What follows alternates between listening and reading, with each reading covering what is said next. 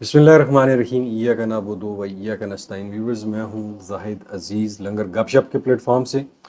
उम्मीद करता हूँ आप सब लोग खैरियत से होंगे और आपके दिन अच्छे गुजर रहे होंगे।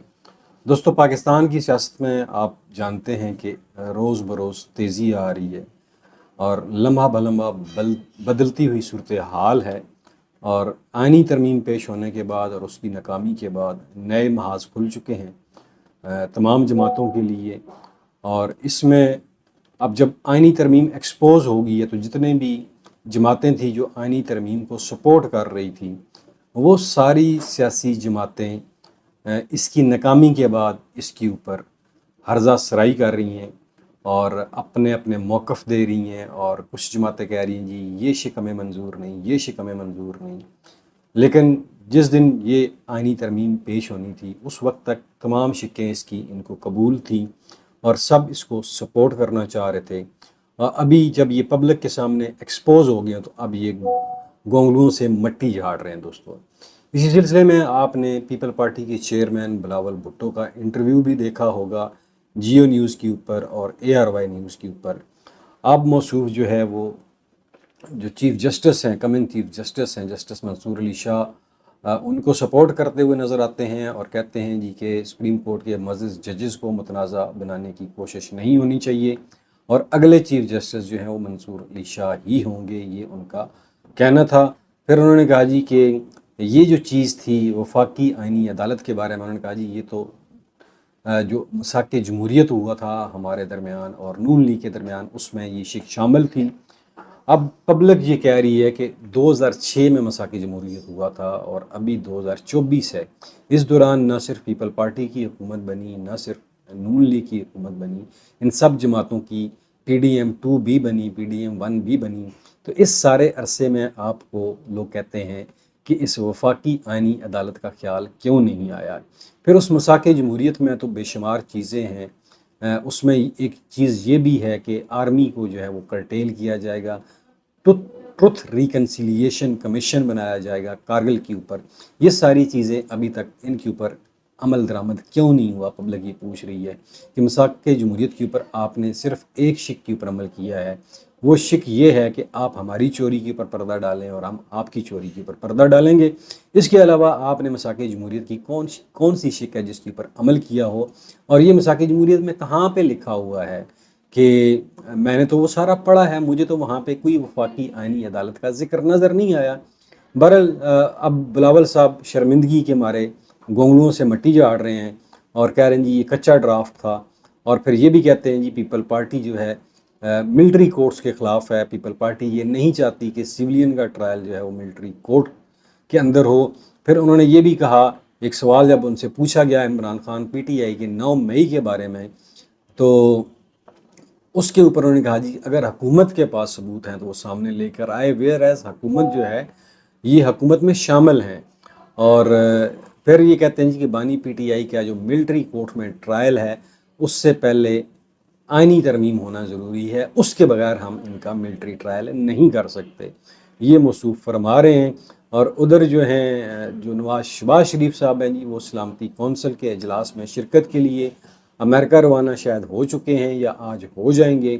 और वहाँ पे PTI ने एक एहतजाज का इंतज़ाम किया है। जो ओवरसीज़ तंजीम है PTI की, उन्होंने कहा जी कि हम सलामती कौंसिल के बाहर अक़वाम मुत्तहिदा की जो इजलास होना है सलामती कौंसिल उसके बाहर हम भरपूर एहतजाज करेंगे।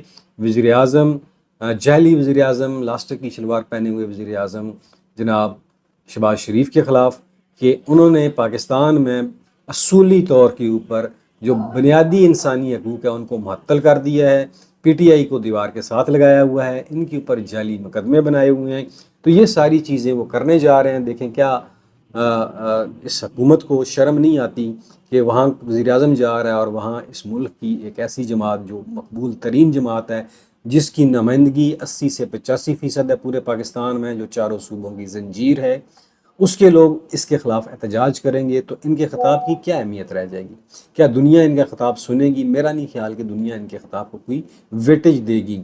और उधर जी अमेरिका के जो महकमे ख़ारजा के तर्जमान हैं मैथ्यू मिलर, उनका कहना है जी कि पाकिस्तान का जो बैलिस्टिक मिसाइल प्रोग्राम है उसकी हम मुखालफत करते रहेंगे, पहले भी कर रहे थे اور اب بھی ہم اسی پالیسی کے اوپر کاربند ہیں۔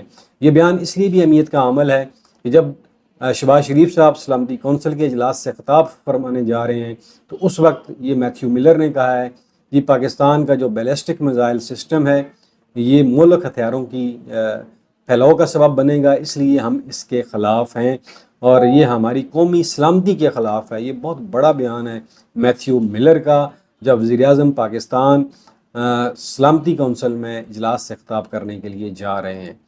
اور ایک اور خبر آپ کو بتاتے چلیں کہ عمران خان کے جو لاپتہ سابق چیف سیکیورٹی آفیسر تھے عمر سلطان، جن کو کچھ عرصہ پہلے ایجنسیوں نے اٹھا لیا تھا، نقاب پوشوں نے اٹھا لیا تھا، آج وہ گھر پہنچ چکے ہیں اور ان کی درخواست جو ہے وہ چیف جسٹس ہائی کورٹ عامر فاروق کی عدالت میں لگی تھی اور اب وہ پہنچ چکے ہیں۔ تو انہوں نے کہا جی کہ اب آپ کیا چاہتے ہیں؟ تو پی ٹی آئی کے وکلاء نے کہا جی ہم آزاد تحقیقات کرنا چاہتے ہیں اور ایف آئی آر کٹوانا چاہتے ہیں کہ ان کو اغوا کس نے کیا۔ تو انہوں نے یہ کیس جو ہے وہ فارغ کر دیا ہے، کیس کو نپٹا دیا ہے۔ یہ صورتحال ہے جی۔ اور پھر اس وقت جو اصولی بات ہے دوستو، ہر بندہ اس ترمیم کو روکنے کا کریڈٹ لے رہا ہے، ویئر ایز اس دن دو وجوہات تھی جس کی وجہ سے یہ ترمیم پیش نہیں ہو سکی۔ ایک تو یہ ہے کہ قومی اسمبلی میں 1 نمبر کم پڑ رہا تھا اور سینٹ میں 2 نمبر کم پڑ رہے تھے، اور جس کی وجہ سے یہ ترمیم پیش نہیں کی جا سکی۔ اگر اس دن نمبر پورے ہو جاتے تو یقین جانیے یہ ترمیم آج پاس ہو چکی ہوتی اور ہم اس کے اوپر بات چیت کر رہے ہوتے۔ اب کوئی آدمی مولانا کو کریڈٹ دے رہا ہے، کوئی کس کو دے رہا ہے، کوئی کس کو دے رہا ہے۔ مولانا کا وزن تو ضرور ہے، اس میں تو کوئی شک والی بات نہیں ہے، لیکن حقیقت یہ ہے کہ اس دن یہ کام ہو جانا تھا، اللہ کی غیبی مدد آئی اور اس مدد کی وجہ سے یہ ترمیم پاس نہیں ہو سکی۔ جو بڑے بڑے دعوے کیے جا رہے ہیں سب جھوٹ ہے، افسانے ہیں، ہر بندہ اپنے اپنے نمبر بنا رہا ہے۔ اور میں نے کہا تھا کہ فیصلہ وہی ہوگا جو میرے رب نے پاکستان بننے سے پہلے لوح محفوظ کے اوپر لکھ دیا گیا ہے اس ملک کے لیے، اس کی عوام کے لیے، اور وہ جو بھی فیصلہ ہوگا انشاءاللہ اس ملک کے مقدر کے لیے اچھا ہوگا۔ لیکن یہ ایک گھنونی سازش تھی جی 22 کروڑ عوام کے خلاف۔ 22 کروڑ عوام کو غلام رکھنے کے لیے ان کے بنیادی انسانی حقوق سلب کیے جا رہے تھے۔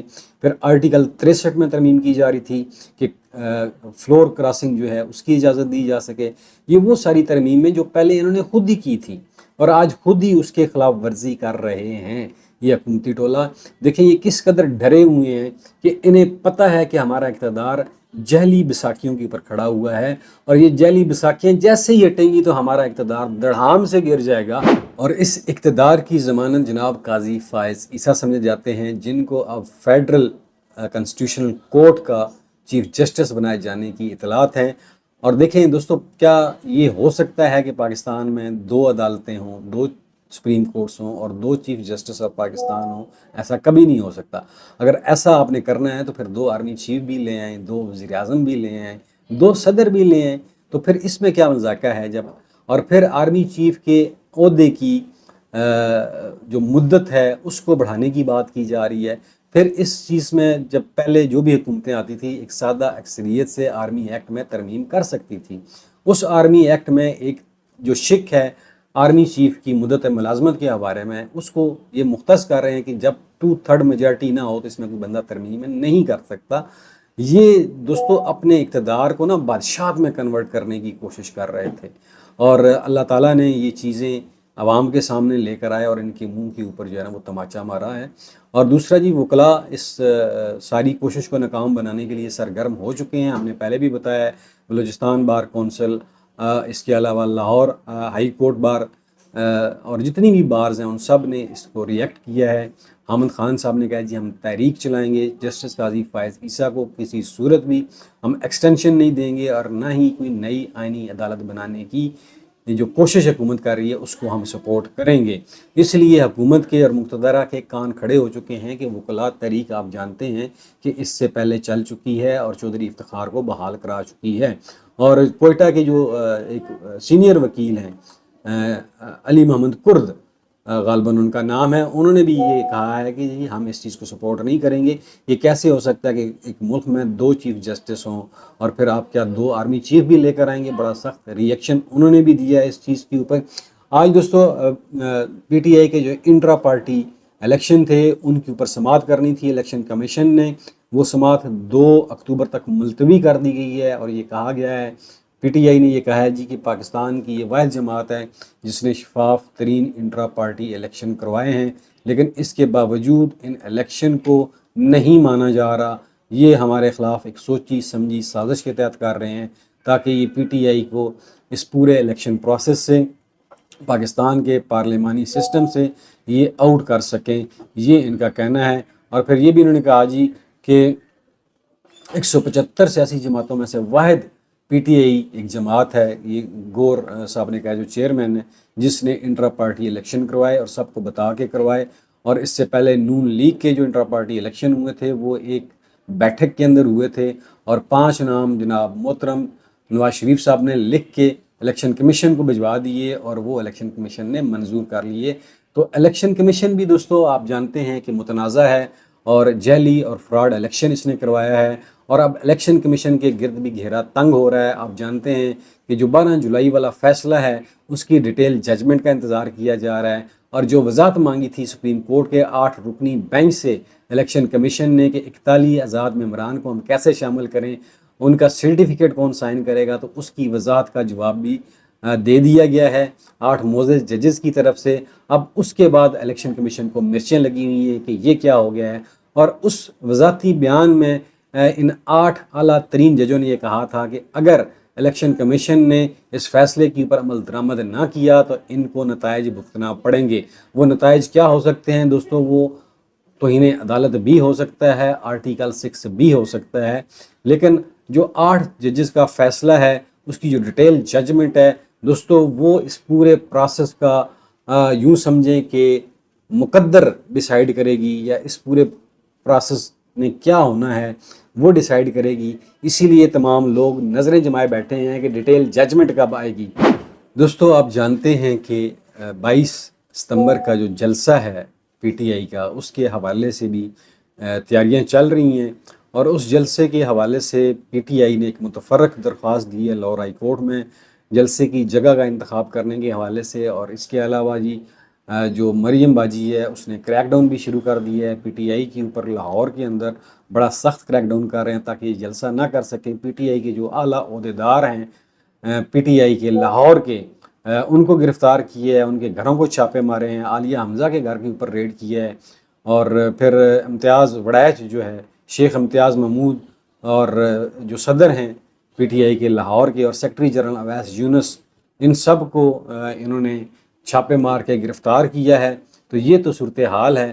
اگر آپ کی عوام میں مقبولیت ہے، عوام نے آپ کو مینڈیٹ دیا ہے، تو پھر آپ یہ فسطیت والے طریقے کیوں استعمال کر رہے ہیں؟ یہ سوچنا پڑے گا نا آپ کو۔